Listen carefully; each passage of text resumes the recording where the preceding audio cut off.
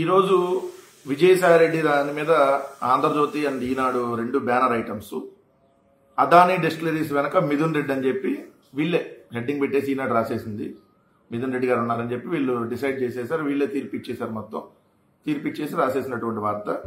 రాజకేశ్ రెడ్డి సజ్జల శ్రీధర్ రెడ్డితో కలిసి నా దగ్గరకు వచ్చారు. వారి అభ్యర్థంతో అరవింద్ నుంచి 100 కోట్లు అప్పిప్పించాం. మద్య విధానంపై తొలి 2 భేటీలు మా ఇంట్లో జరిగినాయి. ఏపీఎస్బీఎస్సీఎల్ అధికారులతో పాటు మిథున్ రెడ్డి, రాజకేశ్ రెడ్డి పాల్గొన్నారు. ముడుపుల సంగతి మాత్రం తెలియదు. Rajakesh Reddy criminal brain. అతని నెట్వర్క్ లో అవినాష్ రెడ్డి, చాణక్యరాజులు కీలకం. మద్యం కుంభకోణంపై సిట్ విచారణలో విజయసాయిరెడ్డి. అసలు మీరు పేర్లు తెలంగాణ అక్కడ సజ్జల శ్రీధర్ రెడ్డి అనేటటువంటి ఒక పేరుని హైలైట్ గా వాళ్ళు రాశారు. ఎవరు ఈ సజ్జల శ్రీధర్ రెడ్డి అని అంటే అందరూ సజ్జల రామకృష్ణారెడ్డి గారి బంధువులు ఏమని అనుకుంటారు, తెలియని వాళ్ళు. అందుకని వీళ్ళు వార్తలు ఇలా రాస్తారు. ఆయన ఎస్పీవై రెడ్డి తెలుసు కదా, నంద్యాల నంది పైపులు, నంది గ్రూప్స్. ఆ నంద్యాల నంది పైపులు ఎస్పీవై ఇండస్ట్రీకి సంబంధించి ఎస్పీవై రెడ్డి అల్లుడు ఎవరైతే ఈ సజ్జల శ్రీధర్ రెడ్డి. సో కానీ అందరూ సజ్జల శ్రీధర్ రెడ్డి అనగానే సజ్జల రామకృష్ణారెడ్డి గారికి లింక్ అన్నట్టుగా ఈ పత్రికలో హెడ్డింగ్లు కూడా అలానే ఉంటాయి. సో దీంట్లో రాజకేశ్ రెడ్డి, అవినాష్ రెడ్డి అని రాశారు. అవినాష్ రెడ్డి అంటే మళ్ళీ చూడండి, అందరికి డౌట్ వచ్చేటట్టుగా వైఎస్ అవినాష్ రెడ్డి గారు అనేటటువంటి కోణంలో హెడ్డింగ్లు ఎలా రాస్తారో దాంట్లో అంటే అది. కానీ అసలు వాస్తవంలోకి వెళ్తే ఎవరు, రాజకేశ్ రెడ్డి, ఆయన తోడల్లుడు పేరు ముప్పిడి అవినాష్ రెడ్డి. ఆయన అనుచరులు చాణక్యరాజు అలియాస్ ప్రకాష్, కిరణ్, సుమిత్, సైఫ్ అనే వ్యక్తులతో పాటు పలువురు ఈ నెట్వర్క్ లో ఉన్నారని చెప్పి విజయసాయిరెడ్డి గారు చెప్పారు అన్నట్టుగా ఏదైతే వాళ్ళే క్వశ్చన్లో ఆన్సర్లు. ఈనాడు చూస్తే మీకు సిట్ వాళ్ళు సిట్ ఏం క్వశ్చన్ అడిగింది, ఎగ్జాక్ట్ క్వశ్చన్, ఎగ్జాక్ట్ విజయసాయిరెడ్డి గారు చెప్పిన ఆన్సర్, ఎగ్జాక్ట్ సిట్ అడిగిన 2వ క్వశ్చన్, ఎగ్జాక్ట్ ఆయన చెప్పిన ఆన్సర్ 2వ ఆన్సర్, వాళ్ళు అడిగిన 3వ క్వశ్చన్ 3వ ఆన్సర్. సిట్ ప్రశ్నాపత్రం మరి మీకు లీక్ చేసి ఇచ్చారా, అట్లానే మొత్తం రికార్డ్ చేసామని మీకు ఇస్తే ఇది రాశారా?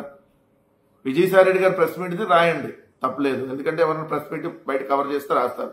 లోపల సిట్ విచారణలో ఈ క్వశ్చన్ అడిగితే ఆయన ఈ ఆన్సర్ చెప్పాడు, ఈ క్వశ్చన్ అడిగితే ఈ ఆన్సర్ చెప్పాడు. 2, 3, 4, 5, 6, 7, 8, 9, 10 క్వశ్చన్లు రాశారు. ఎగ్జాక్ట్ గా 10 క్వశ్చన్లు ఆయన చెప్పిన 10 ఆన్సర్లు.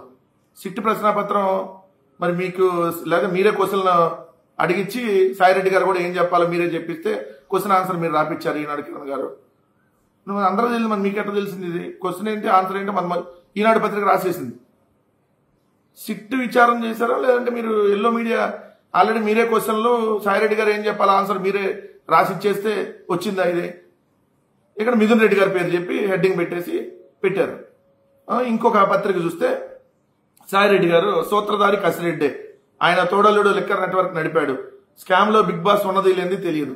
అసలు స్కామ్ అనేది జరిగితేనే కదా బిగ్ బాస్ ఉంటాడా, చిన్న బాస్ ఉంటాడా, లేదంటే ఎవరైనా ఉన్నారా లేదనేది క్లియర్ గా. ఏదైతే మద్యానికి సంబంధించినటువంటి సేల్స్ తగ్గినప్పుడు డిస్టిలరీలు నష్టపోతాయి కదా, మరి సేల్ తగ్గినప్పుడు డిస్టిలరీకి లాభం ప్రభుత్వం ఎలా చేకూర్చిద్ది? అసలు దీన్ని ఎవరన్నా స్కామ్ అని అంటారా? వైఎస్ఆర్ కాంగ్రెస్ పార్టీ ప్రభుత్వం ఉన్నప్పుడు మద్యం పాలసీ అనేది చాలా క్లియర్ గా క్లారిటీగా మద్యం అనేది తాగకూడదు, మద్యాన్ని ప్రభుత్వమే అమ్ముతూ పారదర్శకంగా వ్యవహరించింది. ఇది క్లియర్ గా ఉన్నాయి. దానికి సంబంధించినటువంటి అనేక రిపోర్ట్లు ఆల్రెడీ అంతకుముందు వెళ్ళి కాంపిటేటివ్ కోర్టు ఏదైతే ఉందో దాంట్లో కూడా కంప్లైంట్ ఇచ్చారు. ఆ కంప్లైంట్ ఇచ్చిన దాంట్లో కూడా వాళ్ళు విచారణ చేసి అట్లాంటిది ఏం లేదు, ఇక్కడ చాలా పారదర్శకంగా జరిగిందని చెప్పి వాళ్ళందరూ ఇచ్చినటువంటిది క్లియర్ గా ఉన్నాయి. ఇప్పుడు మీ హయాంలో మద్యం కుంభకోణాలు జరుగుతా ఉన్నాయి కాబట్టి దాన్ని కప్పిపుచ్చడానికి వైఎస్ఆర్ కాంగ్రెస్ పార్టీ ప్రభుత్వంలో జరిగిందని చెప్పి చూపించి ఏదైతే వైఎస్ఆర్ కాంగ్రెస్ పార్టీలో గ్రామస్థాయి కార్యకర్త నుంచి ఏదైతే రాష్ట్ర స్థాయి నాయకుల దాకా అందరినీ ఇబ్బంది పెట్టేటటువంటి మీ రెడ్ బుక్ రాజ్యాంగంలో భాగంగా ఈరోజు ఇది నమోదైనటువంటి కేసు కదా.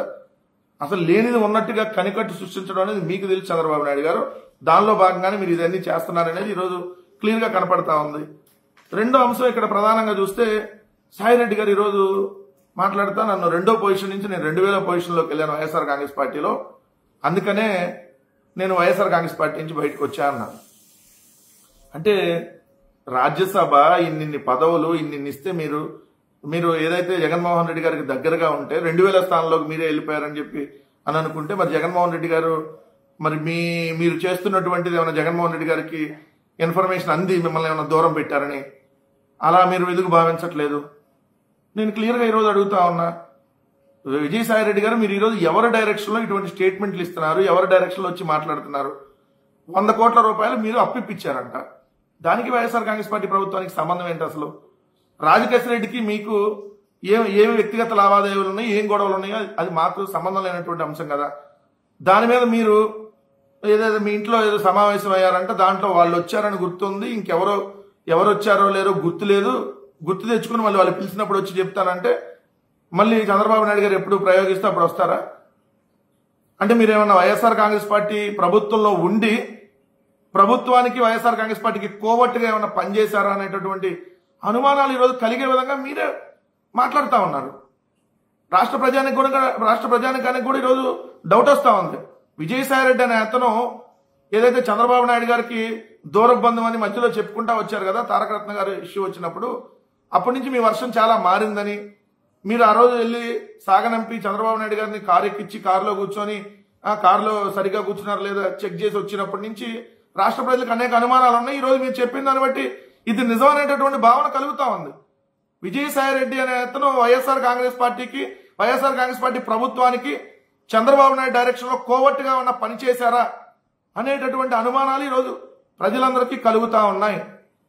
సో నిజం నిలకడమే తెలిసిద్ది, వెయిట్ అండ్ సీ. ఇంకొక వార్త, గ్రీన్కో ప్రాజెక్ట్ అద్భుతం. గ్రీన్కో పునరుత్పాదక ఇంధన ప్రాజెక్టును పరిశీలిస్తున్న కేంద్ర మంత్రి ప్రహ్లాద్ జోషి. ఒకే చోట సోలారు, విండు, జల విద్యుత్ కేంద్రాలు మోడీ బాబు నాయకత్వానికి నిదర్శనం.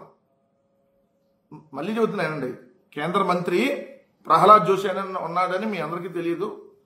సో అతను ఉన్నాడు, అతను వచ్చి స్టేట్మెంట్ ఇచ్చేళ్ళాడు. ఇక్కడ ఏది కర్నూలులో ఉన్నటువంటి గ్రీన్కో ప్రాజెక్ట్ ని సందర్శించి ఏదైతే ఆయన ఇచ్చినటువంటి స్టేట్మెంట్ ఏంటంటే మోడీ బాబు నాయకత్వానికి ఇది నిదర్శనం అంట. సీఎం చంద్రబాబు ప్రగతిశీల విధానాలే కారణం వల్ల ఈ గ్రీన్కో ప్రాజెక్ట్ వచ్చిందంటే ఈ దేశానికి గర్వకారణం అంట. మీరు ఎట్ట కేంద్ర మంత్రులు అయ్యారో, ఈ రోజు ప్రభుత్వం ఎట్ట నడుతుందో దీని చూస్తే అర్థమవుతుంది. గ్రీన్కో ప్రాజెక్ట్ అనేది ఎవరు తీసుకొని వచ్చారు? గ్రీన్కో ప్రాజెక్ట్ అనేది ఆంధ్రప్రదేశ్ రాష్ట్ర ముఖ్యమంత్రిగా జగన్మోహన్ రెడ్డి గారు ఉన్నప్పుడు ఇది ప్రపంచంలోనే అతిపెద్ద పునరుత్పాదక ప్రాజెక్టు, ఇంటిగ్రేటెడ్ రెన్యూవబుల్ ఎనర్జీకి సంబంధించినటువంటిది. 2022 మే 17వ తారీఖున శ్రీ వైఎస్ జగన్మోహన్ రెడ్డి గారు ముఖ్యమంత్రిగా ప్రారంభించారు. కర్నూలు జిల్లా ఓరవకల్లు మండలం గుమ్మితం తండాలో సౌర పవన హైడల్ విద్యుత్కు సంబంధించి 20,000 మందికి ఉద్యోగాలు కల్పించేటటువంటి లక్ష్యంతో దాన్ని ప్రారంభించారు. అది ప్రారంభించేటప్పుడు ఇదే ఈనాడు, ఇదే ఆంధ్రజ్యోతి, ఇక్కడ పర్యావరణం దెబ్బతింటది, ఆ కొండలను తొలిచేస్తున్నారు, గ్రీన్కోకు దోచిపెట్టేస్తున్నారు.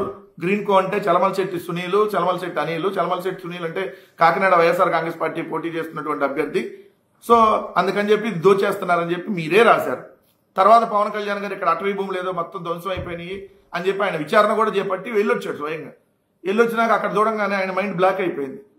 ఇట్లాంటి ప్రాజెక్ట్ మన ఆంధ్రప్రదేశ్ రాష్ట్రంలో ఉందా, నేను జీవితంలో చూడలేదు ఇట్లాంటి ప్రాజెక్ట్ అని చెప్పి ఆయన సినిమాల్లో కూడా ఎప్పుడు సెట్టింగ్ లో కూడా చూడలేదంట, అట్లాంటి గ్రాఫిక్స్ లో కూడా. అంత అద్భుతంగా అక్కడ కట్టారు ప్రాజెక్టు అని చెప్పి ఆయన కితాబ్ ఇచ్చాడు, సెల్ఫీ కూడా దిగి వచ్చాడు. దాని తర్వాత ఇప్పుడు ఈ కేంద్ర మంత్రి పోయాడు, ఈయన కొద్దిగా చెప్పాలి కదా ఆడున్న అధికారులన్నా, లేదంటే అసలు ఆయన అన్నాడో మరి వీళ్ళు రాశారు ఈ పత్రికల్లో, ఎందుకంటే అది తెలియదు కదా క్లారిటీ. చంద్రబాబు ప్రగతిశీల విధానాలే కారణం అంట. యూరి ప్రగతిశీలను వారయ్యో, ఏం ప్రగతిశీల విధానాల కట్టింది జగన్మోహన్ రెడ్డి గారు హయాంలో. జగన్మోహన్ రెడ్డి గారు ఏదైతే ఈ గ్రీన్కోకు సంబంధించి జగన్మోహన్ రెడ్డి గారు ఉన్నప్పుడు వచ్చింది, ఆ కేంద్ర మంత్రి తెలుసుకోవాలి. మీలాంటి వాళ్ళందరూ కేంద్ర మంత్రులుగా ఉంటే ఈ దేశం ఇంకా ఎట్లాంటి పరిస్థితుల్లోకి వెళ్ళిపోయింది అంటానికి ఇది ఒక ఉదాహరణ. అదిరిపోయే వార్త అసలు. రాష్ట్రం ఈ వార్త చూసిన తర్వాత ఎవడైనా కూడా ఈ వార్త చూస్తే వామ్మో, పవన్ కళ్యాణ్ గారు కబ్జాలు భూదందాలు చేస్తే సహించమన్నాడా? ఇది వార్త సార్, పెద్ద వార్త. ఎందుకంటే ఆంధ్రప్రదేశ్ రాష్ట్ర ఉప ముఖ్యమంత్రి పవన్ కళ్యాణ్ గారు కబ్జాలు భూదందాలు సహించం, ఇందులో కూటమి నేతలున్నా ఉపేక్షించం, జిల్లాలకు వెళ్లి ఫిర్యాదులు స్వీకరిస్తా ఉప ముఖ్యమంత్రి పవన్ కళ్యాణ్. చాలా పెద్ద వార్త, ఎందుకంటే పగిలిపోయే వార్త, అసలు మామూలు పగిలిపోయే వార్త కాదు ఇది. ఆ పగిలిపోయే వార్తలో మళ్ళీ ఆంధ్రజ్యోతిలో కూడా భూ కబ్జాలను సహించం, నేనే స్వయంగా జిల్లాలో పర్యటిస్తా, తొలుత కాకినాడ విశాఖలో తిరుగుతా, భూదందా బాధితులతో మాట్లాడతా, అధికారులతో డిప్యూటీ సీఎం పవన్ సమీక్ష. పవన్ కళ్యాణ్ గారు మీరు ఆంధ్రప్రదేశ్ రాష్ట్రంలో ఉన్నారా?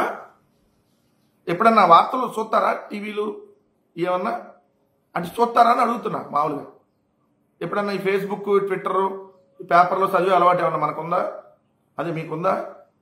అంటే మా అందరికి ఉందా, మీకుందా లేదా అని అడుగుతున్నా. ఎందుకంటే మీ జనసేన పార్టీ ఆస్ట్రేలియాకి సంబంధించినటువంటి ఎన్ఆర్ఐ ఎవరైతే ఉన్నారో బొర్రా రాజేంద్ర ప్రసాద్, ఆయన వాళ్ళ స్థలాన్ని కోట్లాది రూపాయలు విలువైన ఆయన స్థలాన్ని కబ్జా చేస్తున్నారు. అక్కడ ఉన్నటువంటి నాయకులు, పోలీసులు సహకారంతో కబ్జా చేస్తున్నారని చెప్పి ఇప్పటికే 2-3 వీడియోలు కూడా పెట్టారు.